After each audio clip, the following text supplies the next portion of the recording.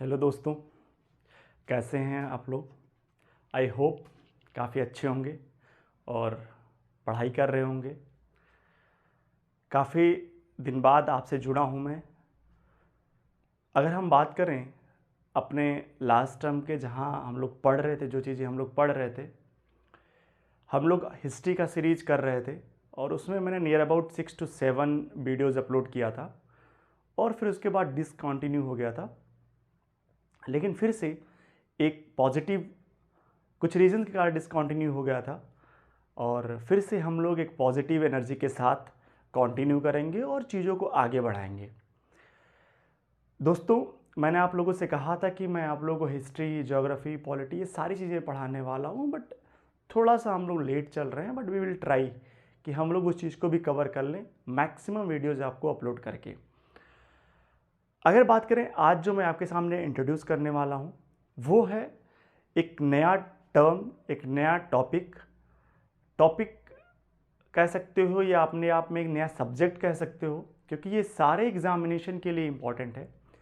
Not only one day examination, but सारे examination, like आप किसी पीसीएस एग्जामिनेशन में भी बैठते हो तो वहाँ पर आपको 6, 7, 8 क्वेश्चन देखने को मिल जाते हैं। और वन डे एग्जामिनेशन का तो भाई मेरे दिल और आत्मा दोनों है ये टॉपिक। और ये टॉपिक जो मैं स्टार्ट करने वाला हूँ, इस टॉपिक का नाम है या इस सब्जेक्ट का नाम है जर्नल अवेयरनेस, और इसी को कुछ लोग बोल देते हैं स्टैटिस्टिक अवेयरनेस।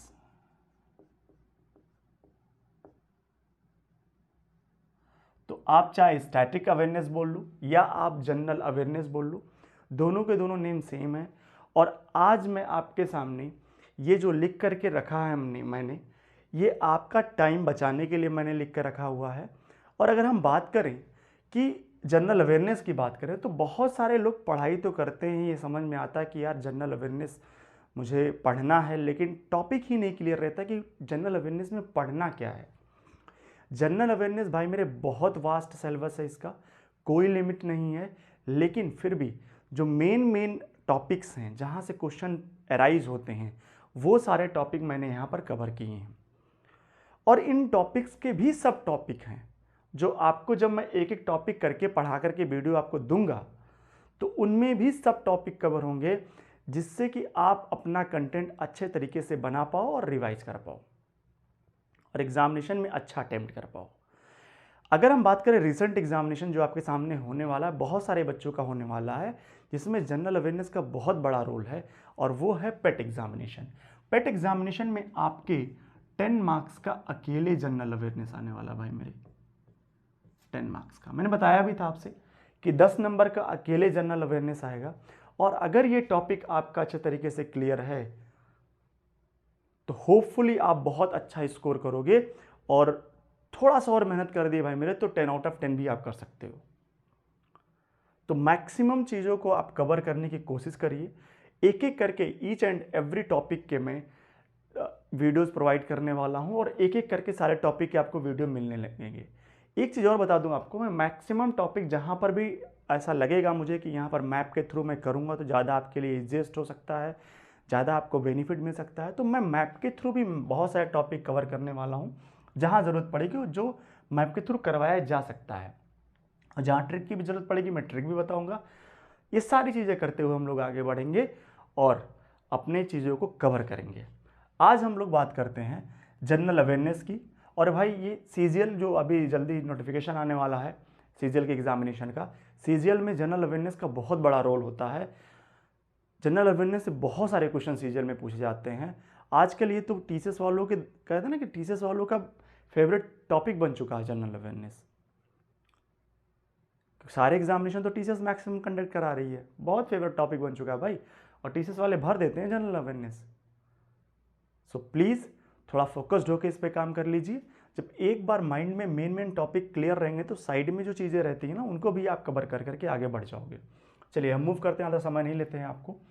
सबसे पहला टॉपिक है जनरल अवेयरनेस में जो आपको कवर करना, that is the national park. National park means that राष्ट्रीय उद्यान बोलते हैं। नेशनल पार्क जितने भी इंडिया में नेशनल पार्क हैं इसको मैं स्टेट वाइज कवर करूँगा। और मैंने सोचा है कि आपको जो नेशनल पार्क में पढ़ाने वाला हूँ वो क्या करूँगा कि मैं जो पूरा का पूरा इंडिया है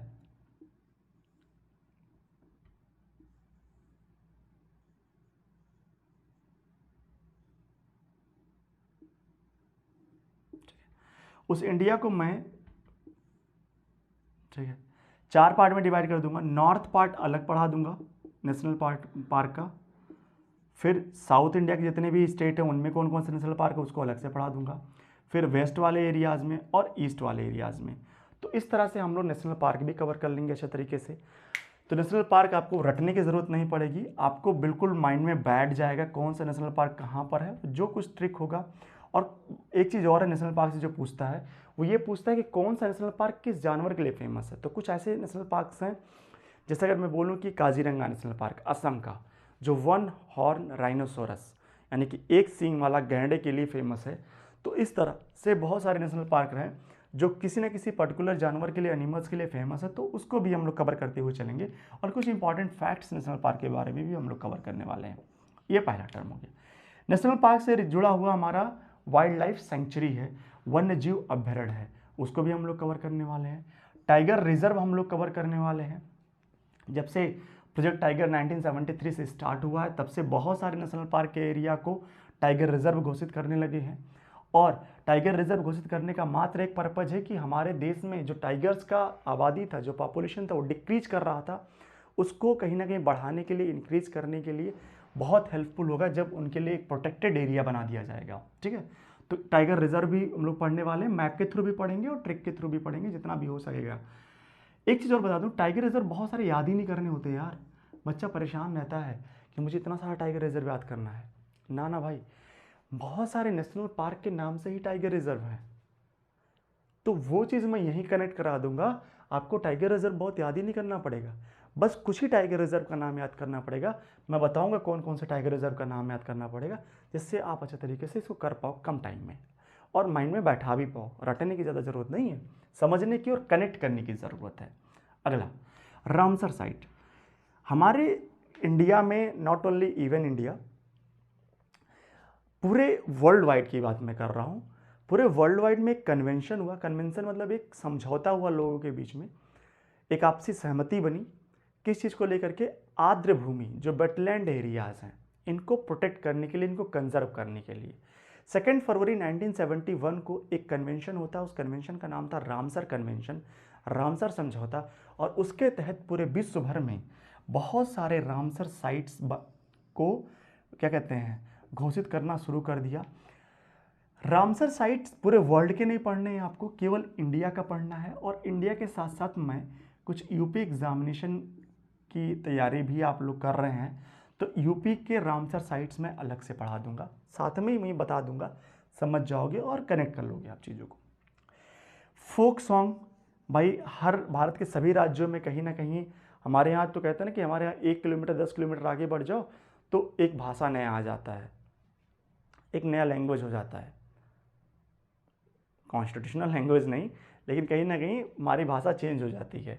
ठीक है, तो फोक सॉन्ग की बात करें तो उस तरीके से हमारे देश के सभी राज्यों में बहुत सारे लोकगीत, यानी कि छोटे छोटे एरियाज़ में वहाँ पर क्या कहते हैं, अलग अलग गाना गाया जाता है अलग अलग तरीके का, तो उसे लोकगीत बोलते हैं। इनको भी हम लोग कवर करेंगे कि किस पर्टिकुलर स्टेट का कौन सा फेमस फोक सॉन्ग है, कौन सा फेमस लोकगीत है। फोक डांस, कौन सा फेमस लोक नृत्य है, लाइक पंजाब का हो गया, ठीक है, भांगड़ा हो गया, गिद्धा हो गया, समझ में आ रहा है कि नहीं आ रहा है। यूपी के चले आओ, नौटंकी हो गया, ये सब क्या है, वहाँ के फोक डांसेस हैं। ठीक है, तो इन फोक डांसेस को हम लोग पढ़ने वाले हैं। हमारा अगला टॉपिक होगा फोर्थ टॉपिक, फोक डांसेस। अगला टॉपिक उसके बाद हमारे पास कौन सा है, क्लासिकल डांस। क्लासिकल डांस यानी कि शास्त्रीय नृत्य। शास्त्रीय नृत्य में हमारे कौन कौन से आते हैं, हमारे कथक आते हैं, हमारा मोहिनी अट्टम आता है, भरतनाट्यम आता है। तो इस तरह से जितने भी हमारे क्लासिकल डांस है, उन सारे क्लासिकल डांस को हम लोग कवर करने वाले हैं। अगले टॉपिक की अगर हम लोग बात करें, that is the classical music, शास्त्रीय गीत। शास्त्रीय गीत भी बहुत इंपॉर्टेंट टॉपिक है और यहाँ से भी सवाल बन जाता है। ये सब हम लोग पढ़ लेते हैं लेकिन शास्त्रीय गीत छोड़ देते हैं, और कभी कभी यही सवाल आ जाता है, तो ये सारा पढ़ करके भी क्या फ़ायदा अगर ये छोटा सा पॉइंट छोड़ दिए। तो ये चारों एक दूसरे से इंटरकनेक्टेड है कहीं ना कहीं। तो अगर इतना सारा पढ़ भी लिए और एक शास्त्रीय गीत छोड़ दिए, सवाल यहीं से बन गया, पूरा का पूरा पढ़ा हुआ मेहनत खराब हो गया। तो इसलिए हम ट्राई करेंगे कि इसको भी कवर कर लें, शास्त्रीय गीत को भी। फिर उसके बाद हमारे पास जो अगला टॉपिक है that is the temple of India. भाई मेरे भारत के बहुत सारे मंदिर ऐसे हैं जो बहुत विश्वविख्यात हैं, यानी कि बहुत ही फेमस हैं, प्रसिद्ध हैं। उन सारे फेमस टेम्पल्स के बारे में, उनके फाउंडर के बारे में, कि कौन से टेम्पल को किसने इस्टेब्लिश करवाया था, किस एडी में इस्टेब्लिश करवाया था।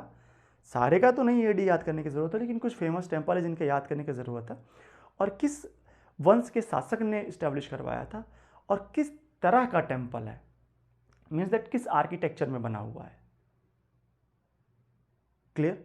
द्रविड़ आर्किटेक्चर है, हमारे पास नगारा स्टाइल है या वैसारा स्टाइल है। तो ये सारी की चीज़ें हम लोग कवर करने वाले हैं टेम्पल्स ऑफ इंडिया में, और एक एक करके जितने भी इंपॉर्टेंट टेम्पल्स हैं सब लोग हम लोग कवर करेंगे इसमें। अगला टॉपिक जो हम लोग पढ़ेंगे that is the important weather instrument, यानी कि जो हमारे मौसम मापने के लिए बहुत सारे इंस्ट्रूमेंट की ज़रूरत होती है, तो उनमें से कुछ जो भी वेदर इंस्ट्रूमेंट है उनके बारे में हम लोग पढ़ेंगे। ठीक है, लाइक बैरोमीटर वगैरह, जैसे किसका क्या क्या काम है उन सब मैं अभी डिस्कस कर लूँगा, तो सारा पूरा बहुत लंबा वीडियो बन जाएगा। तो कौन सा टॉपिक है और उसके बारे में क्या क्या हम लोग पढ़ने वाले हैं तो बताते चल रहा हूँ मैं आपको, जैसे आपके माइंड में एक बन जाए कि आप लोग पढ़ने वाले कैसे हो। तो वेदर इंस्ट्रूमेंट हम लोग अच्छे तरीके से कवर करने वाले हैं, सारा हमारा अगला टॉपिक है। उसके बाद जो हम लोग टॉपिक पढ़ने वाले हैं अवार्ड्स एंड ऑनर्स, पुरस्कार एवं सम्मान। इसको दो तरीके से हम लोग कनेक्ट करेंगे, एक तो करंट से रिलेटेड कनेक्ट करेंगे, और एक जैसे कुछ कौन सा अवार्ड किस क्षेत्र में दिया जाता है। ठीक है, तो जैसे लेखपाल में पूछ लिया था BC रॉय अवार्ड्स किस क्षेत्र में दिया जाता है, तो इस तरह से भी क्वेश्चन आपके एग्जामिनेशन में बनते हैं। तो उसको भी हम लोग स्टैटिस्टिक टर्म में भी हम लोग कवर करेंगे और करेंट टर्म में भी कवर करेंगे इसको, अवार्ड्स एंड ऑनर्स को। आर्ट एंड कल्चर भाई मेरे, इसको मैं ऐसे इसलिए लिख दिया हूँ क्योंकि बहुत सारी ऐसी चीज़ें हैं कि जो आपकी शायद यहाँ छूट जाएँ, इंपॉर्टेंट मॉन्यूमेंट से छूट जाएँ, क्लासिकल डांस से छूट जाएँ, तो उन चीज़ों को मैं इस वाले टॉपिक के अंदर कवर कर दूंगा।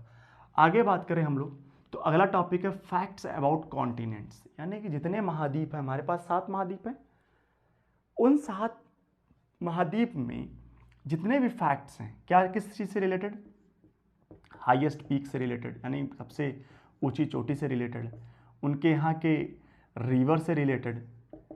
ठीक है, कौन सी रिवर फेमस है, कौन सी लार्जेस्ट रिवर है, और कौन सी रिवर किस चीज़ के लिए फेमस है, वहाँ के कुछ माउंटेन रेंजेस क्या फेमस हैं। ठीक है, तो इन चीज़ों के बारे में हम लोग बात करने वाले हैं महाद्वीप के महत्वपूर्ण तथ्य, यानी फैक्ट्स अबाउट कॉन्टिनेंट में।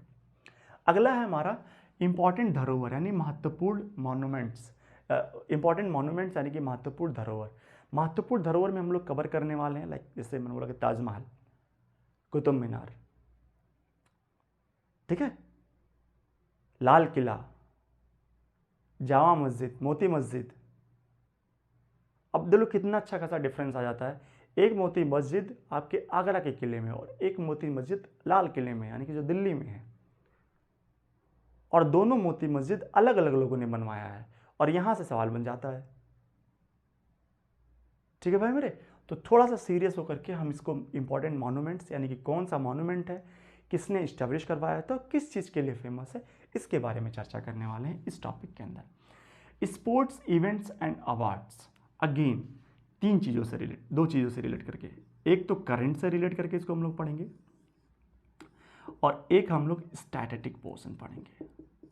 जैसे सवाल कभी कभी पूछ रहा था कि सबसे पहले जो टेनिस का हमारे पास ग्रैंड स्लैम होता है, सबसे पहले कौन होता है, उसके ट्रिक्स होते हैं, तो उन चीज़ों को भी हम लोग कवर कर लेंगे इस वाले टर्म के अंदर, और करंट से भी रिलेटेड हम लोग कवर करेंगे इस टॉपिक को, स्पोर्ट्स इवेंट्स एंड अवार्ड्स को।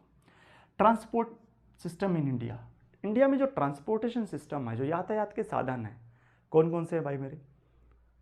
सबसे पहले रेल, मुख्यतः अगर मैं बोलूँ तो, फिर उसके बाद कौन सा है आपका शिपिंग, यानी कि पोर्ट वाला एरिया, मतलब जलमार्ग वाला, यानी कि वाटरवेज बोलते हो आप लोग। फिर उसके बाद यातायात परिवहन जो हमारा यूपी वाला, UPSRTC वाला है। ठीक है, तो इस तरह से कौन सी चीज़ें, जैसे like suppose national waterways first कहाँ से रिलेटेड है, नेशनल वाटरवेज सेकंड क्या किस जगह से रिलेटेड है। ठीक है, नेशनल वाटरवेज थर्ड कहाँ से कहाँ रिलेटेड है, रेलवे के कुछ इंपॉर्टेंट फैक्ट्स, इन सब चीज़ों को हम लोग कवर करने वाले हैं, ट्रांसपोर्ट सिस्टम इन इंडिया में कवर करने वाले हैं, ठीक है। फिर अगली बात करें, अगले टॉपिक की हम लोग बात करें तो मिनरल्स एंड इंडस्ट्रीज़, कौन सा स्टेट किस मिनरल्स के लिए इंपॉर्टेंट है, कौन सा स्टेट किस इंडस्ट्रीज़ के लिए फेमस है, इसको कवर करने वाले हैं इस टॉपिक के अंदर। फिर आता है इंपॉर्टेंट सोशल रिफॉर्म, अगेन एक हिस्ट्री का टॉपिक है, एक हिस्ट्री का टॉपिक है, लेकिन इसको मैं अवेयरनेस में आपको पढ़ाने वाला हूँ। रीज़न बीइंग क्यों अवेयरनेस में पढ़ाऊँगा भाई, अगर हिस्ट्री में पढ़ाया तो जाएगा ही, आपको हिस्ट्री में भी पढ़ाया जाएगा नो डाउट। अवेयरनेस में पढ़ने से आपके माइंड में एक फिक्स्ड हो जाएगा कि भाई हम लोग इंपॉर्टेंट सोशल रिफॉर्मर जो है, एक फैक्ट बेस्ड क्वेश्चन आता है, बहुत करंट करने की ज़रूरत नहीं होती है। लाइक राजा राम मोहन रॉय हो गए, स्वामी विवेकानंद हो गए, रविन्द्रनाथ टैगोर हो गए, इन सब जो फेमस पर्सनालिटीज़ हैं इनके बारे में, और इन्होंने कुछ संस्थाएं खोली थी, उन संस्थाओं के बारे में तो वही पूछ लेता है कि उन संस्थाओं के फाउंडर मेंबर कौन है, डायरेक्टली वो पूछ लेता है, उनका ईयर पूछ लेता है तो, और उनके वर्क पूछ लेता है। तो इंपॉर्टेंट सोशल रिफॉर्मर में हम ये कवर करने वाले हैं, यानी कि महत्वपूर्ण समाज सुधारक। अगला जो टॉपिक है भाई वो है बुक्स एंड ऑथर, शायद मुझे लगता है कि 2 बार हो गया, नहीं अवार्ड्स एंड ऑनर्स था। बुक्स एंड ऑथर अगेन किताब और लेखक, यानी प्रमुख पुस्तकें और उनके लेखक। तो इसको भी हम लोग 2 तरह से करंट करेंगे, एक तो करंट से रिलेटेड और एक तो स्टैटिस्टिक पोर्शन। लाइक अब महात्मा गांधी जो बुक लिखे होंगे उसके बारे में अगर क्वेश्चन पूछता है तो करंट से रिलेटेड नहीं है, वो तो स्टैटिस्टिक का पार्ट है। लेकिन अभी रिसेंटली अगर शशि थरूर कोई बुक लिख देता है तो क्या करंट से रिलेटेड हो गया। तो बुक एंड ऑथर्स यानी कि कौन सा बुक है, उसके लेखक कौन है, इसको हम इसमें कवर करने वाले हैं। इसको 2 तरीके से कवर करेंगे, करंट और एक स्टैटिस्टिक पोर्शन। फिर फर्स्ट इन ऑल, यानी कि पूरे वर्ल्ड में या पूरे इंडिया में पुरुष और महिला को बिना देखे हुए सबसे प्रथम कौन सा काम किसने किया, ये इसमें पढ़ेंगे। और फीमेल को एडिशनल पढ़ेंगे उसी में, पहली महिला किस चीज़ में कौन कौन फेमस है। लाइक सपोज को अगर पहले फर्स्ट फीमेल सुप्रीम कोर्ट जज, ठीक है, तो फातिमा बीबी। तो इस तरह से क्वेश्चन आपका आ जाता है, और फर्स्ट इन ऑल में, फर्स्ट इन फीमेल में भी। फिर जो अगला टॉपिक हमारा city on the bank of river, नदियों के किनारे बसे शहर, कौन सा नदी के किनारे कौन सा शहर बसा हुआ है, इससे भी सवाल आ जाता है। जैसे अगर मैं पूछ लूँ कि हैदराबाद किस नदी के किनारे बसा हुआ है, बेंगलुरु किस नदी के किनारे बसा हुआ है, उज्जैन किस नदी के किनारे बसा हुआ है, जौनपुर किस नदी के किनारे बसा हुआ है, यूपी के अंदर आ जाओ भाई मेरे। तो यहाँ से भी सवाल बन जाते हैं और काफ़ी इंपॉर्टेंट क्वेश्चंस बनते हैं। आप लोग सारा पढ़े रहते हो, छोटी मोटी बातें छूट जाती हैं, फिर नहीं कवर कर पाते हो आप लोग।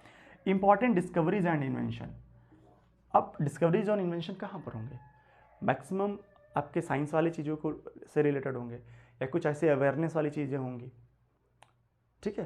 तो इनके इन्वेंशन के खोजकर्ता, कौन सा इन्वेंशन किया और कौन से खोजकर्ता थे, यानी कि कौन से डिस्कवरी करने वाले व्यक्ति थे, इसके बारे में हम लोग पढ़ने वाले हैं इस टॉपिक के अंदर।